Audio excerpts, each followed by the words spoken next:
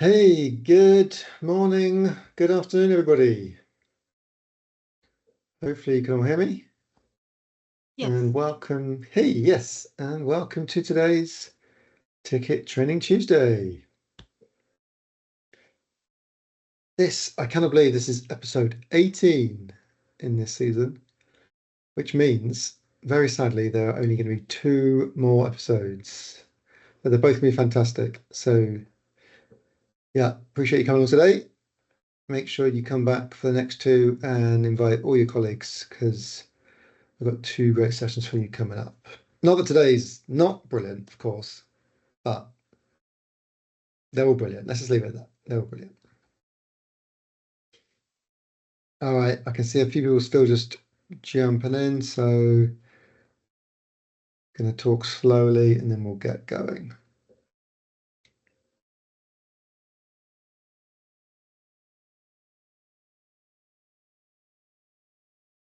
Okay.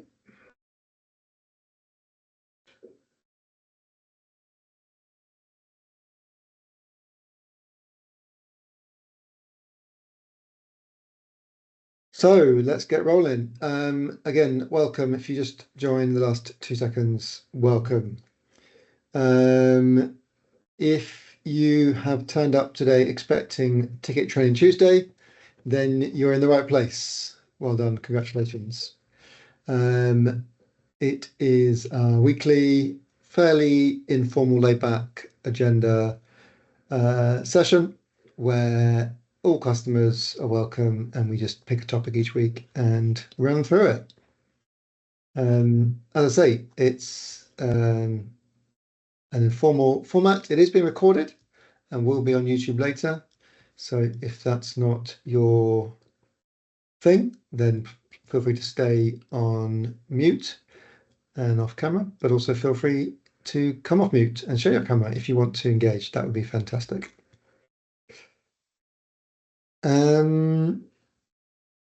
Ticket Train Tuesdays is one of the many ways you can interact with us. And I'm just pasting some links into the chat of the meeting where there's more ways to get in touch, interact with us, all kinds of things. We are here to help you.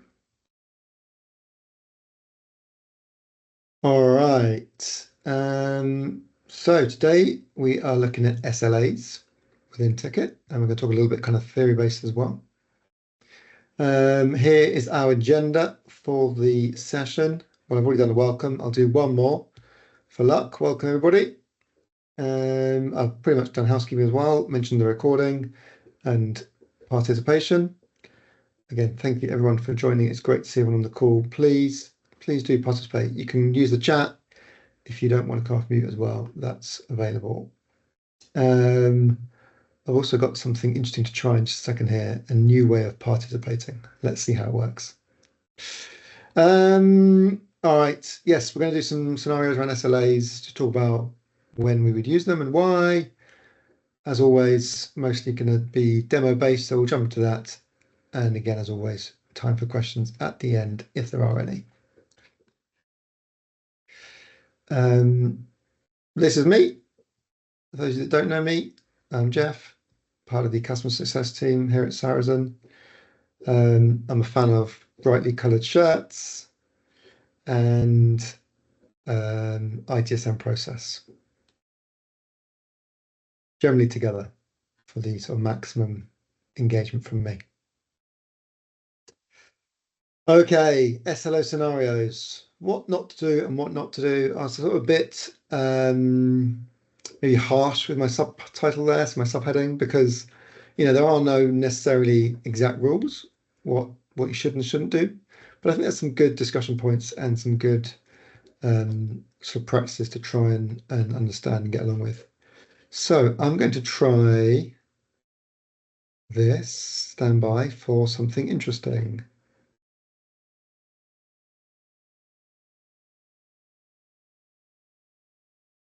You should see a poll in front of you. I'd love a thumbs up or something from somebody to confirm that you're all seeing that. And excellent. So go ahead and answer the question. Which SLAs would you configure? Which SLAs would you configure as part of your ATSM practice? Thanks for the thumbs up. Appreciate that. Um,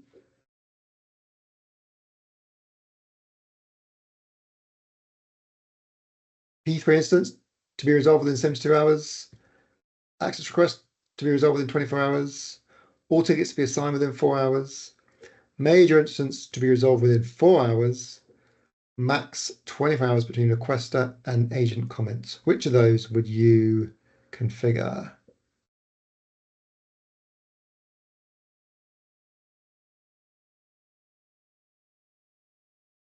Seeing some good results in here.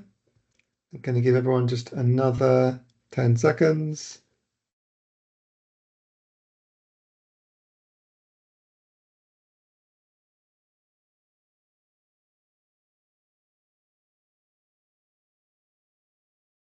Interesting, there is a sort of trend here. There is a sort of pattern emerging.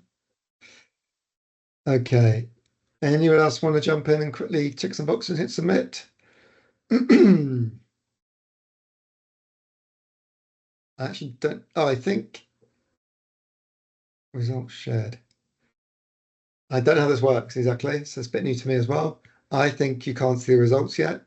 I might be wrong, but I'm going to go and close it now so that you can all see the results.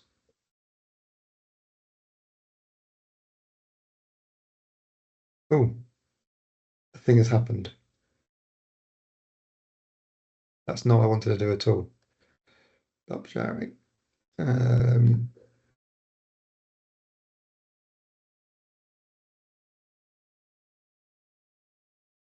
oh, okay, you were seeing the results. Fantastic. You've all got it. I'll reshare the slide in that case.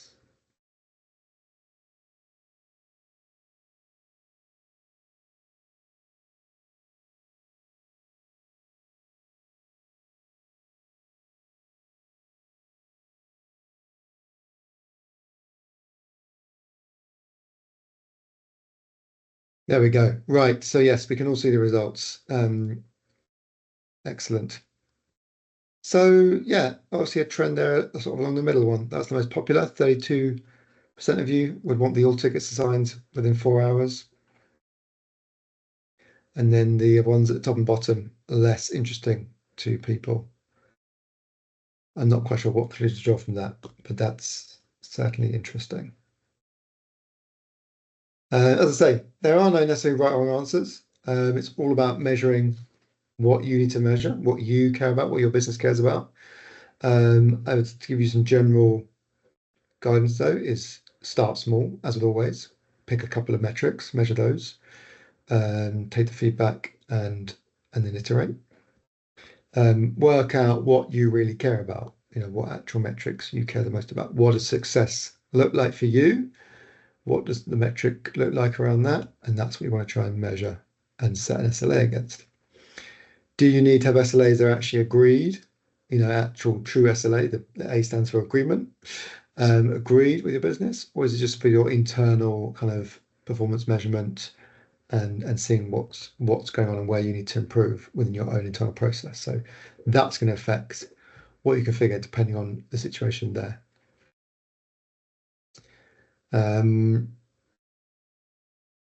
Also, you need to be prepared for SLAs to fail, to not meet them. I think a lot of people are really worried with SLAs that, if you don't meet it, then that's a really bad situation, and therefore we need to find some way to kind of mitigate that, and exclude a bunch of scenarios that might, on rare occasions, cause it to breach. Don't be afraid of breaches. They are opportunities to learn and to realize where you need to improve. Maybe your process needs to improve. Maybe you have got the SLA configured wrong and you need to change the criteria or something there to to adjust that. But just because something's breaching doesn't mean it's a total failure. Certainly not necessarily an individual failure. People often see that, and therefore I would warn you guys against measuring, certainly publishing anywhere SLAs by individual agents. because that will create a culture where people are so afraid of them failing because they don't want to kind of see that as a personal ding on their name, which can really drive behavior the way you don't want it to go. Um, because, yeah, as I say, failure is not necessarily the fault of the individual who's assigned that ticket at that moment in time. So lots of things to consider there with those. The red herring I threw into here, which is, obviously you guys disagree with me, which is, again, a very interesting fact, is the major incidents to be resolved within 4 hours. I personally disagree with that. I would not feel that. I tick the other four, but I didn't tick that one. Again, it's not about right or wrong, despite my slide there. It's about what you need to measure, of course. But the point there I want to make is that when it comes to major incidents, it's all on fire. Sometimes a time-based metric isn't the appropriate thing there because let's face it, you're going to fix those things ASAP. That's everyone stop what you're doing. No one goes home until this is back up online. And whether that takes 4 minutes, 4 hours, or hopefully not 4 days, like you carry on full pace until that's resolved. You don't think, oh, we've got 4 hours, so let's do a couple of printer jams for 3 hours and then we'll get straight on that. You get on it right away. So sometimes it's more appropriate to base things around like the effort, which is harder to measure, certainly harder to measure in a tool. But maybe that's more about, well, we will, like I just said, we will put everybody on it. We'll pull people off the day-to-day tasks. We will keep everyone in the office or in the virtual office.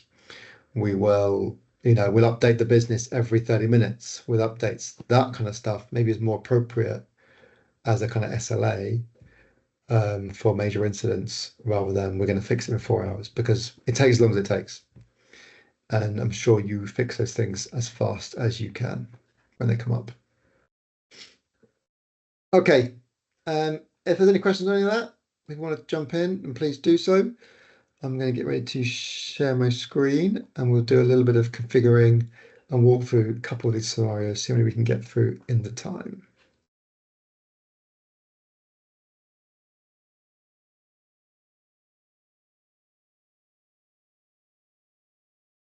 So, share my screen.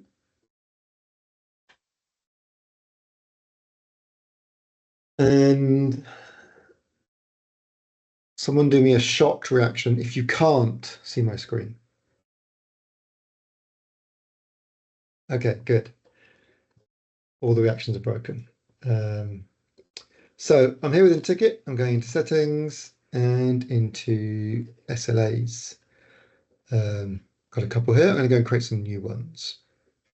And although I'm going to click new, I'm going to be navigating away in a minute because what you'll see if you've not used much of SLAs before, then they generally pivot largely around ticket statuses. Are you So if able you, to get rid of the poll box, the results? oh, thank you for the request. I think that might be on your end. I don't know. I'm not It's gone. seeing Never that. mind. It was my Okay. end. Okay, great. No problem. Glad you asked rather than having to work around that. Okay, so yes, right here in the middle, if you've managed to close the poll box, you'll see that we've got ticket status. And SLAs pivot around the status of tickets and your kind of flow your journey of statuses as well. So if you haven't already done some work to identify statuses and get your process right around that, you're going to probably want to do that first and you're going to need to do that. So for example, I've already done that. I've got statuses that look like this. I've got a status called new, which is my default. Everything lands in new. Then I've got the active one, which is the kind of system active, which I've got then sort of split with these two child statuses of waiting request and waiting agent, then resolved, closed, and deflected. So that allows us to build SLAs around those statuses. So the first one I'm going to do is the very simple one, which actually doesn't really need much clever stuff for the statuses, is that first one in the poll. P3 instance to be resolved within 72 hours, just to kind of kick us off. So very simple. I can even copy that. So this will apply to tickets in any status. So I can go and select a few here. There they all are. So whatever status in of those, I want it resolved in 72 hours. So I only want it to sit in any of these for 72 hours, and then I want it to be resolved. And then it's only P3 incidents in this case. So I'm going to go and add a filter.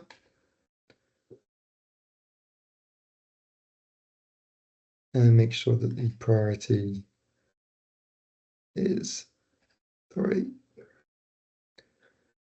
And then I set my times. So we've got the two levels. We've got the approaching breach and then the actual breach. So the breach we know is 72 hours. The approaching, really, that's up to you. What you want to set as, what kind of like when's your warning. You can trigger alerts, notifications. Things are going to be visible in the UI based on this. So it's up to you what you want to do. So I think about kind of 2/3 of the way through. Makes sense. So I'm going to go with 48. Done. First SLA created. Nice and simple. That was a bit too easy. Let's create a few, and then we'll test them all together. I think makes sense for me. So then we will do the yeah, I didn't get to talk about this. The access request. It's just another interesting one about access requests and SLAs. They tend to be more, the SLA is based more around the type of request than the kind of priority, because with an incident, it's about your response time and the effort you'll put into resolving it.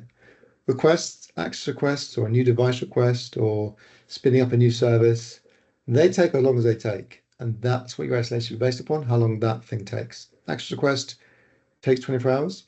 So that's what I should build, not a high priority. If someone logs a high priority access request, I can try and get it done quicker. Maybe I will prioritize it based on whatever criteria makes it high priority, the person that logged it or the business process behind it. But if that's how long it takes, that's how long it takes. So my SLA should be set based on that rather than the priority of the ticket. The priority of the ticket is then helpful just in terms of managing my workload and actually prioritizing my work. But the SLA is the SLA. So that's an interesting one. So let's just cover that scenario quickly as well. So actually I realized I forgot something on the previous one. Just in my head spotted it. So again, I'm going to select all of these for the access request. I forgot the last one. I wonder who else is thinking it, to set the ticket type to incident and the category in this case. So the ticket type in this case is requests, and the category is going to be, I call it permissions rather than access requests. There we go. And 24 hours I'm saying for this. So I'll do the 2/3 again there. So again, just sometimes with regards to incident versus request, we think about it in a slightly different way, because it's not about necessarily the urgency of the issue. It's about how long these things take to actually deliver. I'm going to go back and quickly fix this one and add in that second filter. You can edit these just as easily as creating them for the ticket type equals incident. There we are, done. Oh yeah, good option. I did it on purpose, of course, to show you the experience when you modify one. That lets you know it's going to recalculate all the SLAs. That can take some time. It will, maybe new tickets might be in scope now. So add SLAs. Tickets may have fallen out of scope. It'll drop SLAs. So that's what this warning is about. Make sure that you're happy with that.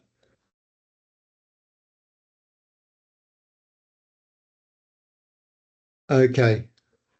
So what about this all tickets to be assigned within 4 hours? Well, there's a number of ways I can do that, but I'm going to do something here, show you one possible scenario. Do you remember if I go back to status, I've got a new status and then an active with my two substatuses. New is my default, so it's going to land there. And once it gets assigned, it's going to get flipped to one of the other statuses. So then I'm going to go back to my SLAs, create my new one.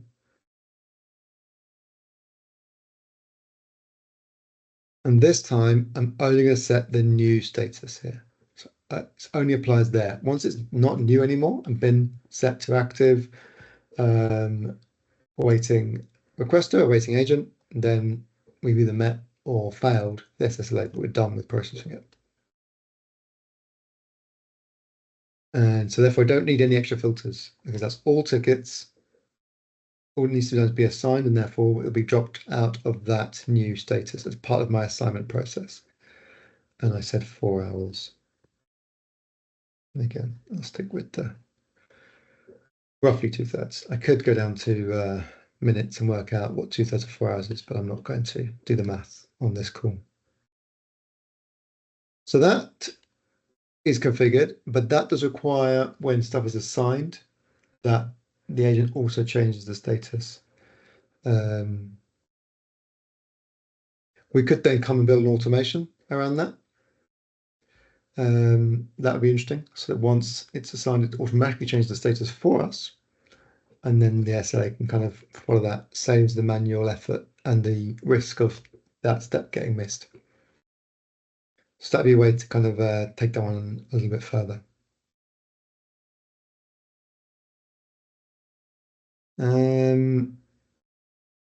We could have done it a different way. We could have done something around the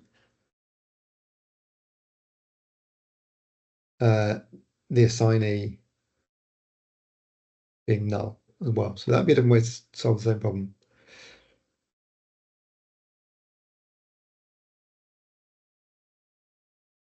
I'm going to skip major incident to resolve within 4 hours just for time. I think we've kind of got the gist of that one as well. That'd just be the high priority, very similar to the first example.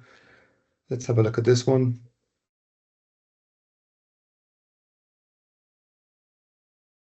Max 24 hours between requester and agent comments, i.e. when your end user sends an update, we want maximum 24 hours to get back to them with a comment back to them. So when they chase it or they provide information, write the ticket, we want to get back to them, at least acknowledge it within 24 hours. So hopefully you see where I'm going with this. That means I want it sat in this awaiting agent status for no more than 24 hours. Once the requester writes that comment, it's going to get set to awaiting agent. Once the agent writes their comment, it'll get back to awaiting requester, and therefore maximum time of that will be 24 hours. So again, we can set that. Again, this one would require the manual change of the status, which is just about doable. When the agent writes a comment, they could change the status with it. And in fact, if you're using the agent portal, you've got that kind of quick link to do so at the bottom of the comment box. I'll show you in a second when you add that comment. However, having the user change the state, having the status change when the requester writes the comment is a bit harder. They're not going to do it. If you're going to have someone actually monitor that happening and change the status, they might as well actually reply to it, making this whole thing totally redundant. So for that, we're going to need an automation. So we're going to go and create an automation.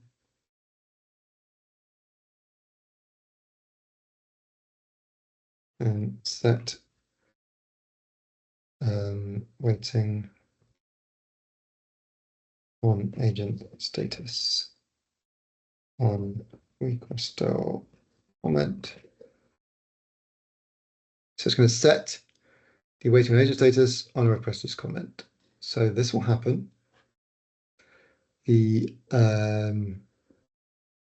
trigger for this automation is going to be on an event when a ticket is modified, when a new comment added by requester. So when the requester writes a comment, that's going to satisfy this if criteria of this automation. And then we are going to, and I'll do, the action type is to update that ticket and set the status to our waiting agent. So when a ticket is modified, if it's been modified by a new comment being added by a requester, we'll change it to a waiting agent. Did I enable that? No, I did not. No, I did. No, no, I did. Okay. Well, just in the time, let's quickly get some testing done. So I'm going to just do it all here in the portal for speed. So this is going to be a P3 incident.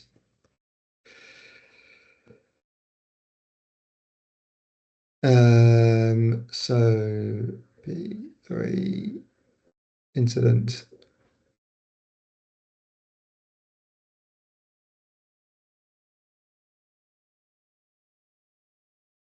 And then we will go and add a access request.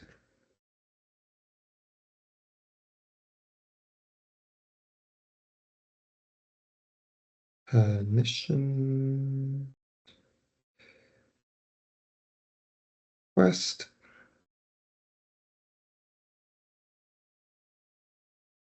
And then we can use these two to test the other two. So let's go and have a look what we got here.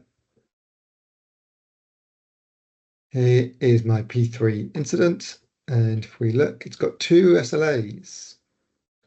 Why has it got two? Well, there's our all tickets beside. Oh no, there's the incident resolved within 72 hours. You see it's got 2 days. That's because that's the warning level. And that is the all tickets to be assigned within 4 hours because it still applies. So multiple SLAs can apply to a single ticket. And that's how it will appear. So you can see they're both currently green. They are running. First of all, I will get it assigned, which we talked about, meant we change the status to active. That should satisfy our assignment one. Yes, great. And then I'm going to resolve it and satisfy that one. And it was resolved by the agent. It's all fixed very nicely. And that will satisfy the other one. So great, all working, all satisfied. Let's have a look at our access request. This has the same situation. It's got the two running. I need to add a user comment to this. That's tricky because I've set myself as the requester. I've got a minute left. If you've got a question, please queue it up in the chat. So I want to make sure we can cover that off. Let's add our little friend Lillian as the requester instead. 325.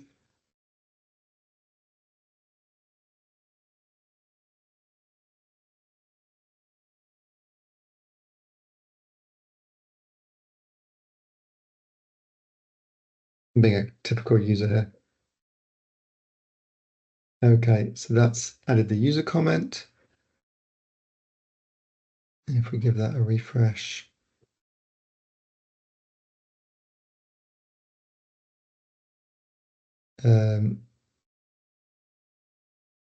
we see that we've now got another SLA added, which is the max 24 hours.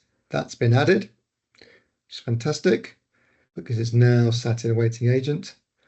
And all I need to do is write my own comment.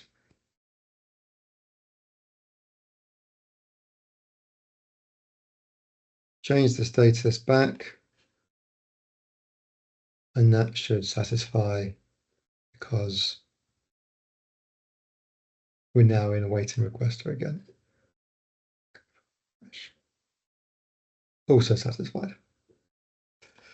Okay, sorry to have to rush over there at the end. I talked too much at the start, as always.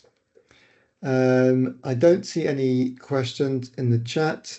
You've got a second if you want to just come off mute and ask one. If you didn't get a chance and you think of it later, then you know where we are. Reach out in all the normal channels. And we'll be happy to help you. All right, that's it for today. Thanks again for joining. Really appreciate it. And 2 more sessions left in this series. So please come back the next 2 weeks and we'll see you then. All right. Bye, everyone. Thank you.